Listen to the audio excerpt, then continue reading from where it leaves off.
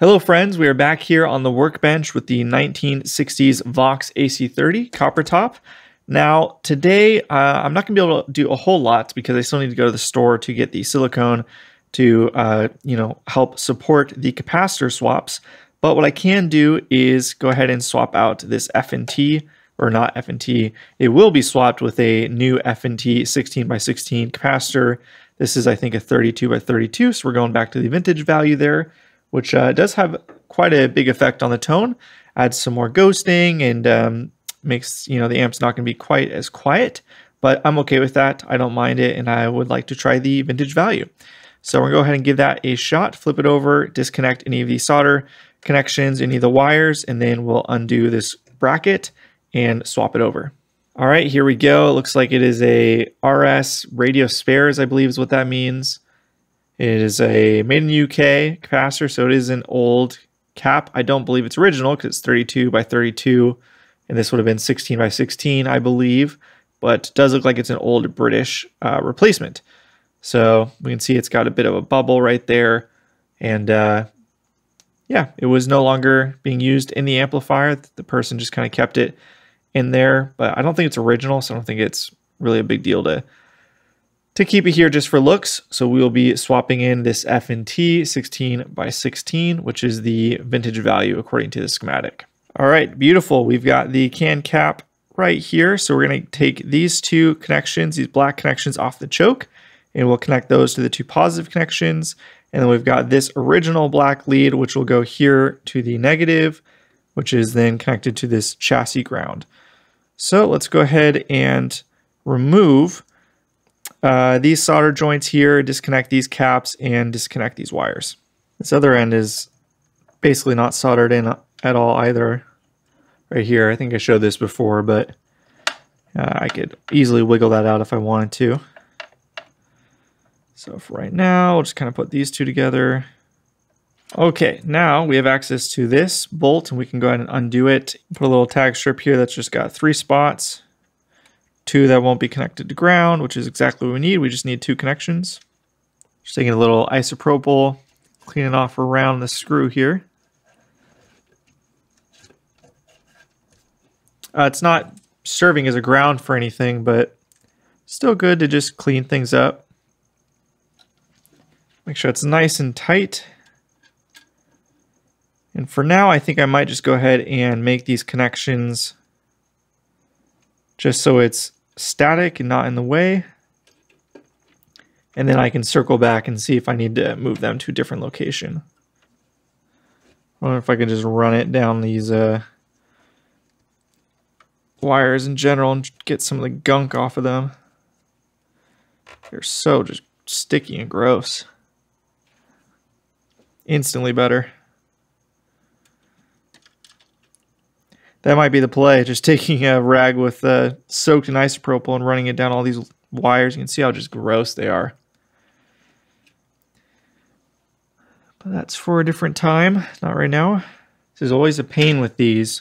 Gravity will pull the solder down because these eyelets are so big on these tag boards that to actually get it to cover the entire hole is very, very difficult. So what I'm going to do is shift the chassis over so that gravity is not pulling completely against what I'm trying to do. Now let's connect these other 2 that were just floating. These are a mess. Just trying to remove the melted wire. Not from me, to be clear. I think what I'm going to do first is try and solder to this and just see if I can bridge that connection or fill the entire hole with solder first. That might be a better way to do it. I've never done that before, so I'm just going to give it a shot.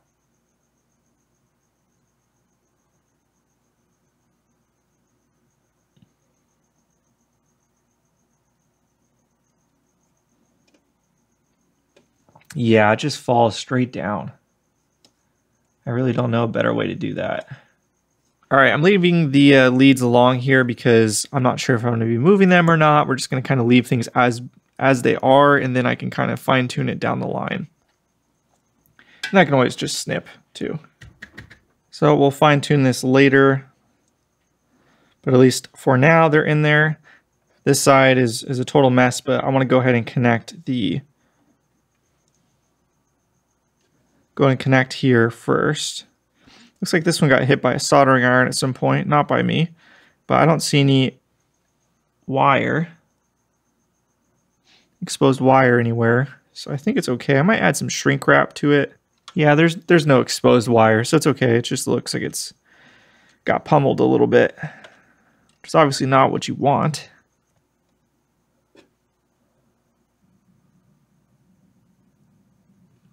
All right, there we go. We've got the choke output connected to the two positive leads on the 16x16 microfarad cap. And we just got to connect this ground connection. Beautiful. So there we go. We got the 16 microfarad main filter cap installed. And then we've got these kind of temped in to possibly their final location. Let's go ahead and remove this tag board back here. So now we can go ahead and turn our attention to all of the resistors here. We'll be swapping possibly all of them. I think we will. I'm going to remove them and inspect these 1.5Ks. For sure the 100 ohms are gone. And I'm 99% sure we'll do the 1.5Ks as well. Let's shift things over and see what we're working with over here. All right, there's quite a lot going on here. So I think the game plan is going to be, we'll start right to left, and I'm going to remove these two 1.5Ks from the tag board here, have them floating in the air, and then I'll replace those one by one.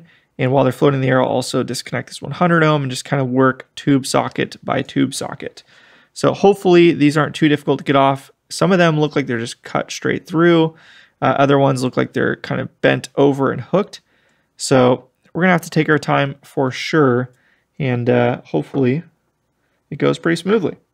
Now, as far as what we're swapping in there, I've got some kind of cool looking resistors. These are the Dale style resistors from, these are Vichy. So I've got their metal film resistors, so they'll be better suited for this location and area. We've got 470 ohm to replace the 100 ohm. I decided not to go the full 1K. Kind of, I felt like that was a good middle ground. 100 ohm being, too hot for the modern EL84 tubes, and then 1K maybe being a bit too much for me. I don't know. I'm going to try 470 ohm, and then if I really feel the need, I can swap back to 1K or anything else. And then for the 1.5K resistors, we're going to be swapping in 3K ohm 5%ers. Those will be 2 watts. So that's the plan. And then the nice thing about these is they've got really long leads. So hopefully we'll be able to reach, since we've got to make quite a stretch from, for example, this pin all the way over to here. It's a lot. So these were a great recommendation by Lyle over at Psionic Audio. Thank you, Lyle, once again. Okay, so let's go ahead and try and remove this green wire and just have it floating off the side so we can really make sure we get solid connections on each of these eyelets. I realize I really don't know what to call, I kind of use interchangeably eyelets, tags, tag boards, everything. So I apologize for that. I guess these would be, I don't really know. What do you call these? You guys let me know what the proper term is. I'm sure some of you are cursing my name every time I misspeak on any of that, but my apologies. Certainly not intending to make anybody upset, but it's also part of the nature of doing this. Can't be perfect for everybody all the time. So first thing I'm going to do is just kind of add a little solder and just see what happens if I lightly pull. So this one is hooked pretty good. Tell you what, this project has been real hard on braid. I've been going through a ton. This is kind of inside baseball, but honestly, one of the hardest parts about working on this amp for me so far is, and I've talked about this before, but the chassis is just so difficult to place in a way that the camera can see it well, and then I can also work on it. And like right now, I have to have this chassis so close to the camera that I can't actually see the back side without hitting my head into the camera. So I'm kind of flying blind. I can just barely see on the other side, but I can't really tell what I'm working with. So again, this sort of thing is always best without a camera in your face, but I'm enjoying documenting all this for you guys.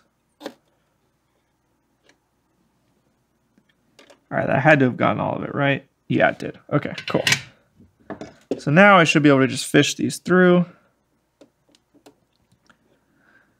Hopefully minimal melting of the plastic coating. Definitely got some meltage. But there's definitely plenty of factory burn marks, so I'm not going to beat myself up over it too much. And I guess it's worth noting kind of what my goal is with this project. You know, with the Vibrolux reverb project, that was really, I worked really hard to restore that amp. And yeah, really make it, you know, as close to factory fresh as I could with the correct components and, you know, all new old stock AB resistors, carbon comps, and all of that sort of stuff. You know, the original vintage transformers, all of those things. This amplifier is a different beast. It does have a swapped power transformer. I am 100% convinced this is an Albion output transformer. So this is already technically player's grade, and I'm much less concerned about, you know, making this perfect, you know, vintage replica. I'm going with, well, obviously it's not a replica, it's a real deal, but, you know, making it 100% vintage, original. I'm not as concerned with this amplifier as I am or was with the Vibrolux. So, you know, making sure every little thing is completely perfect.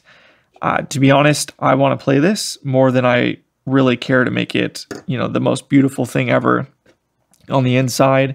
It would take so much work. You can see how dirty these wires are, cleaning all of every single wire. This would require, you know, weeks worth of work, to be honest, at least for me doing it. So like I said earlier, I have a goal in mind. I've got 2 gigs coming up this month, and my goal is to get this up and running by then to play it. So that's my primary concern and goal right now. And, you know, maybe down the line I will restore it a bit more and really clean everything perfectly. But functionality is more important to me for this amplifier right now. So with that said, let's continue on here and try not to break any of these pins. I can see the leads are wrapped around the pins. Beautiful, that worked perfectly. So now what I think I'm going to do is try and salvage the red sheathing around the leads here. So I'm going to try and just straighten everything out, and then we'll see if we can transfer that to the new resistors. So I don't think I'm going to worry about the geometry of the connections yet. I can pretty easily bend these. So I think really the first thing I'm going to do is just focus on getting it installed into the tube socket, and then I'll just kind of let them float because I know where they're supposed to go. And then I'll get these 2 done, figure out how I want to kind of angle everything, and then I will focus on the actual geometry, if I even want to do that. So let's clean off this pin real quick. So I think I'm just going to leave it like that for right now. And again, we'll just solder in this side on the tube socket and then figure out the other side once I have both ready to go. All right, so we've got those up and out of the way. And now I'm going to go ahead and focus in on this 100 ohm connection. Let's go ahead and grab our other one. Now I'm not going to be able to reuse the sheathing, the blue sheathing on these, because yeah, you got this tiny little nub here. That's not going to work for anything. But I do have some other wire that I might be able to use, so let me go and see if that'll fit. So I do have some wire right here that is not exactly as big. It is not, this is 20 gauge wire, but it does fit over the lead. So I just cut off a little bit to test it. So it's not perfect. You know, it doesn't look exactly the same, but it should look okay. So I think we're going to go ahead and move forward with that. It's going to be pretty hard to remove it. Just did a little test spin. It took a hot minute, but yeah, I think if I can do it, it'll look pretty good. And I'm willing to sacrifice this roll of wire for that blue, just because I think the blue and red look sharp. So let's go ahead and move forward with that. Just to show you guys what I'm doing is I'm literally extracting the wire just to leave the plastic coating around it. and just kind of holding it. It's quite a difficult task, but we're getting there. We're making some progress here. I wish I had more fingernails. This would be easier. There we go. All right, there's the wire. Put that off to the side, and here we go. We've got all of this to work with. We can literally just slide this on, in theory, just like that. And then we can go ahead and just cut it where the lead is. Actually, I need to do it shorter. Shoot, okay, pull it back out. See, this is what you guys get with me on this channel, is you get to watch me figure things out in real time and fail in real time and make adjustments in real time, or at least as close to real time as you can here on YouTube. Definitely not trying to pretend that I know everything. So what I'm going to do is just kind of look at this. And I did trim the leads on this Dale, but I have a mark here on my workbench that I can use as a reference. So we'll just kind of trim it. Beautiful. Just like that, we've got the 3K. So now I can kind of figure out the acrobatic maneuvers. From what I can tell, that looks good. So to keep me from getting confused, I'm going to go ahead and swap this 100 ohm since it goes to the same node here. Even though it looks like they're all bridged, these three, I'm still going to just kind of maintain how it was, just in case there's something I don't know that would warrant doing it that way. Now, obviously, like I've mentioned before, I will be redoing all of these solder joints, but I'm just trying to get it to hold it in place so I can get everything angled correctly. That's more my concern right now. Perfect. So now let's go ahead and just touch up all of the solder joints on the EL84 pins here for the blue wired resistors. Apologies for the crickets in the background. They've snuck into my garage and now they're impossible to get out. You know, doing all of this really makes me appreciate the incredible amount of work that people put into these, such as Lyle over at Psionic Audio and Brad, whose channel name I am completely blanking. Apologies, Brad. He just recently worked on an AC30. And yeah, man, they just take a lot of work. This is crazy. This is probably at least an hour I've spent just on doing these resistors. I'm going to swap 8 resistors. An offender, that would take me probably half that time. And I'm saying doing it well, too. You know, taking my time, clean out the eyelet, because I can just use the solder sucker, clean out the eyelet really quick, move on. This requires quite a bit more finesse. I've been determined to finish this tonight. Awesome. Okay, I think that looks really good. I'm really happy with how that came out. And, you know, my fingers are all black and greasy, and just by nature of messing with the resistors, they got all dirty and they actually look old, which is cool. Not necessarily what I was going for, but yeah, I think they look the part in the covering, so I was able to maintain the red, and the blue was lost, but the new blue doesn't look terrible. Obviously, it looks more shiny and new, but it's, yeah, I'm actually really pleased with how this came out. So let me just quickly confirm they're all in the right location. All right, it is now 1:40 in the morning. So, yeah, it's late. And I'm done. I'm ready for bed. So there's a little, I'll show the proof. I don't know if you can see that or not. 1:40 in the morning. So we're calling it a night, and tomorrow is Labor Day. I guess today technically is Labor Day.